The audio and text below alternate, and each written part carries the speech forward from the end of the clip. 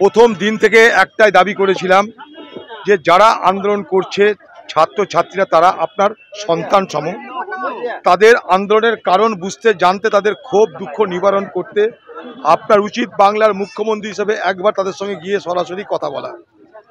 পশ্চিমবঙ্গের মুখ্যমন্ত্রী সে পথে না গিয়ে এতদিন ধরে নানা ছল চাতুরির কৌশলের আশ্রয় নিলেন। ছলে বলে কৌশলে তাদেরকে আন্দোলন যারা করছে সে আন্দোলন ছাত্রছাত্রীদের মানসিকভাবে দুর্বল করার চেষ্টা করলেন। কিন্তু বাংলার ছাত্রছাত্রীরা তাদের দৃঢ়তা, তাদের সেই তেজ, তাদের দীপ্ততা, তাদের সততার কাছে বাংলার মুখ্যমন্ত্রী আজকে হার মেনেছেন। তাই 32-33 দিন পার হওয়ার পর এখন তার মনে হয়েছে একবার তাদের সঙ্গে দেখা করা উচিত। এর আগে স্বাস্থ্য ভবনে স্বাস্থ্য সচিব, কখনো মুখ্য সচিব, কখনো তিনি বলছেন যে আমি আর আলোচনায় বসবো না, যদি কিছু বলার থাকে অফিসারদের সঙ্গে আলোচনা করবে। কখনো সুপ্রিম কোর্টের ভয় দেখানো, কখনো ফাঁসের কথা বলা, সব কিছু ব্যর্থ হওয়ার পর আজকে মুখ্যমন্ত্রী বাধ্য হয়ে বাংলার মানুষের সমর্থনের কথা দেখে আজকে তাদের কাছে গিয়ে আত্মসমর্পণ করতে গেছে। কিন্তু সমস্যা এটাই, যেমন কয়লা যত ধরুন আপনি তার রং বদলায় না, সেই একইভাবে মমতা ব্যানার্জি তার চালাকির আশ্রয় থেকে নিজেকে বার করতে পারল না। আজ আবার তিনি চালাকির আশ্রয় নিয়ে সেখানে গেলেন। সুইট কোটেড থ্রেট, অর্থাৎ মিষ্টি কথায় ভয় দেখানো হলো। কেন? একবার বলছেন সুপ্রিম কোর্ট 17 তারিখে শুনবে, আবার বলছেন আমি কিছু করব না, তারপরে বলছেন কাজে যোগদান, তারপরে বলছেন আমি একা সিদ্ধান্ত নিতে পারবো না। ছাত্রছাত্রীদের 5টা দাবি সবাই জানে, সারা বিশ্ব জানে, আপনি তো জানেন। সেই 5টা দাবির কোন একটা দাবির কথাও আপনি বলেননি আজকে আপনি পূরণ করবেন। আপনার কি এমন বাধ্যবাধকতা আছে যে কলকাতার সিপি তাকে আপনাকে ক্ষমতায় রাখতে হয়? এর আগে সিপির কি বদল হয়নি?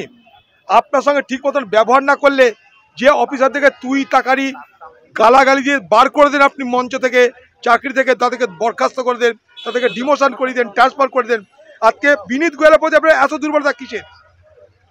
ছাত্রছাত্রীদের দাবি ছিল 5টা, সেই 5টা দাবির একটাও পূরণ না করে আপনি চালাকির আশ্রয় নিলেন। যখন ক্ষত নেই, যখন সমস্যা ক্যান্সারের পর্যায়ে গেছে, তখন তিনি সেখানে, আপনি মুখ্যমন্ত্রী সেখানে নাই, বার্নল লাগিয়ে সেই ক্ষত নিরাময়ের চেষ্টা করছেন। এই ধরনের রাজনৈতিক চালাকি আপনার কাছে শোভা পায় না। আপনি বাংলার মুখ্যমন্ত্রী, আপনি নানারকমভাবে তাদেরকে ভয় দেখানোর চেষ্টা করছেন। বাইরের খাবার খাবেন না, বিষ মিশিয়ে দেবে, বাইরের লোক এখানটায় এসে এখানটায় সন্ত্রাসবাদী হামলা করবে, এগুলো বলে আপনি সেখানে যাতে মানুষের সহানুভূতির ঢেউ আসছে না পারে তার জন্য আপনি আরেকটা অপচেষ্টা করছেন। তাদেরকে ভয় দেখিয়ে মানুষের থেকে বিচ্ছিন্ন করার চেষ্টা করছেন। এরপর আপনি এলাকা ঘিরে দেবেন, তাদের নিরাপত্তার নামে মানুষের সঙ্গে তাদের যোগাযোগকে বিচ্ছিন্ন করবেন। আপনার চালাকি আমরা দেখতে পাচ্ছি। তাই বাংলার মুখ্যমন্ত্রী যদি প্রকৃতিতে আপনি সমাধান চান, তাহলে চালাকির আশ্রয় না নিয়ে আপনি তাদের সঙ্গে খোলা মনে তাদেরকে আহ্বান করে তাদের কথা শুনুন। এখন ব্যাপার হচ্ছে যে চালাকির আশ্রয় নিয়ে মমতা ব্যানার্জি মহৎ কাজ হবে না। আপনি মহৎ কাজ করবার ঢং করছেন, নাটক করছেন, তার জন্য আপনাকে চালাকির আশ্রয় নিতে হচ্ছে। তাই আপনি ছল বল কৌশল ছেড়ে আপনি সেই সমস্ত ছাত্রছাত্রীদের, তারা আপনার কাছে কেউ টেন্ডার চাইছে না, কেউ প্রমোটারি চাইছে না, কেউ এমএলএ এমপির টিকিট চাইছে না, কেউ কর্পোরেশনের মেয়র হতে চাইছে না, খোলা মনে তাদের সঙ্গে আলোচনা করে এই বাংলার যে ক্ষত তৈরি স্বাস্থ্য দপ্তরে তার নিরাময়ের চেষ্টা করবে। মমতা ব্যানার্জি অন্ধকারে রেখে যদি পশ্চিমবঙ্গ সরকার চলে, তাহলে এর থেকে হাস্যস্কর আর কিছু হতে পারে না। কারণ সবাই জানে এ বাংলায় একটাই পোস্ট, বাকি সব ল্যাম্প পোস্ট, এটা সবাই জানে। এ বাংলায় একটাই মন্ত্রী, একটাই শান্তি, একটাই প্রথম কথা, একটাই শেষ কথা, তার নাম মুখ্যমন্ত্রী মমতা ব্যানার্জি। তাকে যদি বাদ রেখে সিদ্ধান্ত হয় তাহলে এখনই তার পদত্যাগ করে দেওয়া উচিত, এখনই মুখ্যমন্ত্রী চেয়ার থেকে তার সরে যাওয়া উচিত। কারণ এটা মুখ্যমন্ত্রী হিসাবে তার একটা ব্যর্থতার নমুনা বলে মনে করি।